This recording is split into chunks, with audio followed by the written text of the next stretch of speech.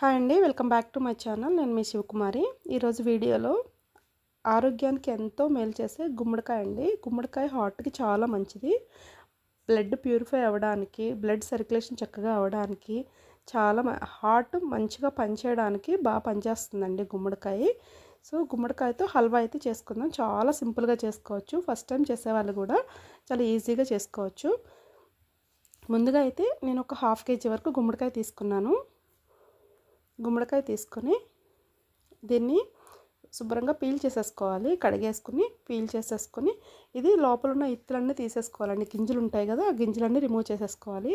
మనం డైరెక్ట్ ఇది కొంచెం హార్డ్గా ఉంటుంది కాబట్టి కాయ తురమలేము. సో ఇలా 4 ముక్కలుగా కట్ చేసుకొని గింజలన్నీ రిమూవ్ చేసి తురిమి పక్కన పెట్టుకోవాలి. తర్వాత ఒక మందపాటి గిన్నె తీసుకొని ఒక 2 స్పూన్స్ వరకు నెయ్యి వేసుకోండి. నెయ్యి వేసుకొని మీ దగ్గర ఏవైతే డ్రై ఫ్రూట్స్ ఉన్నాయో అవన్నీ ఫ్రై చేసుకోండి. నేనైతే జీడిపప్పు కిస్మిస్ వేసాను. ఉంటే మీరు బాదం అన్నీ మీరు ఏవైతే తింటారో అవన్నీ వేసుకోవచ్చు.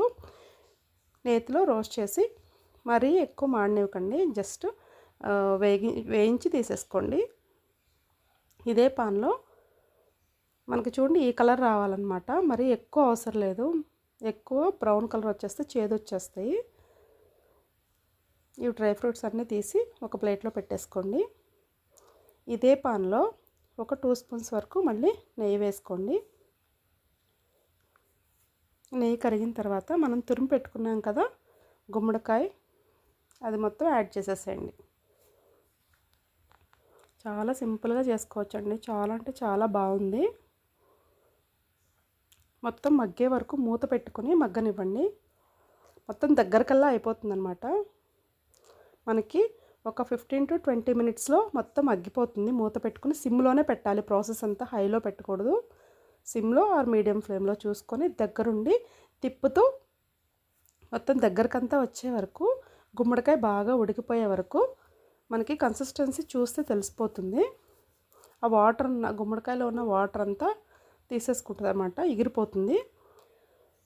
మూత పెట్టేసి అలా తిప్పుతూ మగ్గనిద్దాము. ఈలోపు ఒక 4 యాలక్కాయలు మెత్తగా పొడి చేసుకోండి, లేదా మీ దగ్గర ఇలాచీ పౌడర్ని యాడ్ చేసుకోండి.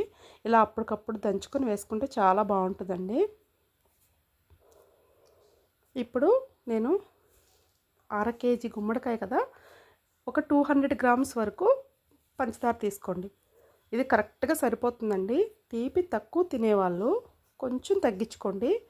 తీపి ఎక్కువ తినేవాళ్ళు ఈ 200 గ్రామ్స్ సరిపోతుంది. అంతకు మించి వేయకండి, తీపి ఎక్కువైపోతుంది అనమాట. 200 గ్రామ్స్ అండి, 1/2 కేజీ కొలత అనమాట. 1/2 కేజీకి ఒక 50 గ్రామ్స్ తక్కువ.